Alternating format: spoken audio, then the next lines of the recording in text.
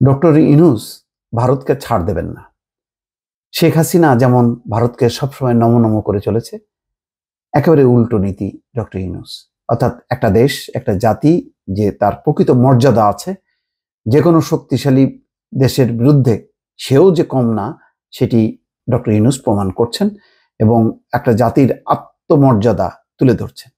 PTI, ভারতীয় যেই সংবাদ সংস্থা, তাদেরকে বলছেন যে আন্তর্জাতিক নিয়ম মেনে তিস্তার পানি বন্টন সমস্যার সমাধান হতে হবে। আন্তর্জাতিক নিয়ম মেনে, এখানে কোনো ওই গুজুর গুজুর ফুসুর ফুসুর করে কোনো আপোষ রফা না, একরকম নিয়ম মাফিক।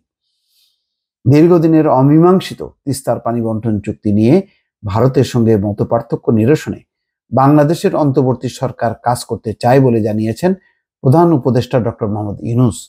বছরের পর বছর এই চুক্তি বিলম্বিত করা বাংলাদেশ এবং ভারত কারোর জন্যই লাভজনক নয় এবং আন্তর্জাতিক নিয়ম মেনেই তিস্তার পানি বন্টন সমস্যার সমাধান করতে হবে বলেও মন্তব্য করেছেন তিনি। ঢাকায় নিজের সরকারি বাসভবনে ভারতীয় বার্তা সংস্থা পিটিআইয়ের সঙ্গে এক সাক্ষাৎকারে ডক্টর ইউনূস এসব কথা বলেন, যা শুক্রবার প্রকাশিত হয়েছে। দুই দেশের মধ্যে পানি বন্টনের বিষয়টি অবশ্যই আন্তর্জাতিক আইন অনুযায়ী হতে হবে। এসব ক্ষেত্রে বাংলাদেশের মতো ভাটির দেশগুলোর অধিকার সমুন্নত রাখার সুনির্দিষ্ট বিধান রয়েছে। প্রধান উপদেষ্টা বলছেন, এই ইস্যু নিয়ে বসে থাকার কারণেই কোনো উদ্দেশ্যই সাধন হচ্ছে না। আমি কতটুকু পানি পাবো সেটা জানলে ভালো হতো। এমনকি পানির পরিমাণ নিয়ে যদি আমি খুশি নাও হই, তাতেও সমস্যা নেই, তবে এর সমাধান হতেই হবে। তিস্তার পানি বন্টন চুক্তির বিষয়টি সমাধানে বাংলাদেশের অন্তর্বর্তী সরকার ভারতকে শীঘ্রই চাপ দেবে কিনা এমন প্রশ্নের জবাবে ইউনূস বলেন, চাপ অনেক বড় শব্দ, আমি তা বলছি না, তবে আমরা আলোচনা করব, আমাদের একসঙ্গে বসে সমাধান করতে হবে। তিনি বলছেন যে এটা নতুন কোনো সমস্যা নয়, অনেক পুরনো সমস্যা। এই বিষয়ে আমরা একাধিকবার কথা বলেছি। আলোচনা শুরু হয়েছিল পাকিস্তান আমলে, যদিও আমরা সবাই চেয়েছিলাম এই চুক্তি চূড়ান্ত হোক, এমনকি ভারত সরকার এর জন্য প্রস্তুত ছিল, কিন্তু পশ্চিমবঙ্গ রাজ্য সরকার এর জন্য প্রস্তুত ছিল না। আমাদের এটি সমাধান করতে হবে। ডক্টর ইউনূস বলছেন, বাংলাদেশের মতো নদী প্রধান ভাটির দেশগুলোর সুনির্দিষ্ট অধিকার রয়েছে যা তারা বজায় রাখতে চায়। তার মানে হচ্ছে এটা নিয়ে একটা নতুন করে দর কষাকষি শুরু করতে চায়।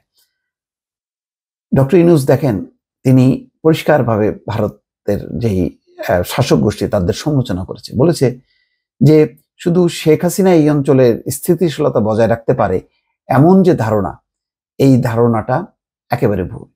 আওয়ামী লীগ ছাড়া বাকি সমস্ত দলগুলো ইসলামী মৌলবাদী, তারা অস্থিতিশীল পরিবেশ তৈরি করে, এই ধারণাও ভুল। এবং এই ধারণার কারণে ভারতের বিপক্ষে বাংলাদেশের মানুষ কিন্তু সচেতন হয়েছে এবং এবার গত একতরফা নির্বাচনের পর থেকে এই পর্যন্ত 5ই আগস্ট পর্যন্ত ভারত বিরোধী মনোভাব ছিল মানুষের মধ্যে তীব্র, যার কারণে ভারতীয় পণ্য বর্জনের মতন আন্দোলনও খুবই জোরালো হয়েছে। এখন বাংলাদেশ সম্পর্কে ভারত যে সমস্ত মনোভাব ব্যক্ত করছে, এবং রাজনাথ সিং সম্প্রতি বলেছে যে তাদের প্রতিরক্ষা বাহিনীকে, সশস্ত্র বাহিনীকে বাংলাদেশের পরিস্থিতির উপর নজর রাখতে হবে এবং মোকাবেলার জন্য তৈরি থাকতে হবে। এই কথাগুলো রীতিমতো একদম শুধু চাপই না, এক ধরনের হুমকি। সুতরাং ভারত তার পুরনো বৃত্ত থেকে ফিরে এসে একটা প্রতিবেশীর সঙ্গে একটা মর্যাদা সম্পন্ন দৃষ্টিভঙ্গি নিয়ে, সমতার দৃষ্টিভঙ্গি নিয়ে, এবং আন্তর্জাতিক যেই সমতা বা যেই বৈষম্যগুলো সামনে আসছে, সেইগুলো আন্তর্জাতিক আইন অনুযায়ী তারা সমাধান করবে কিনা সেটা ভারতকেই সিদ্ধান্ত নিতে হবে।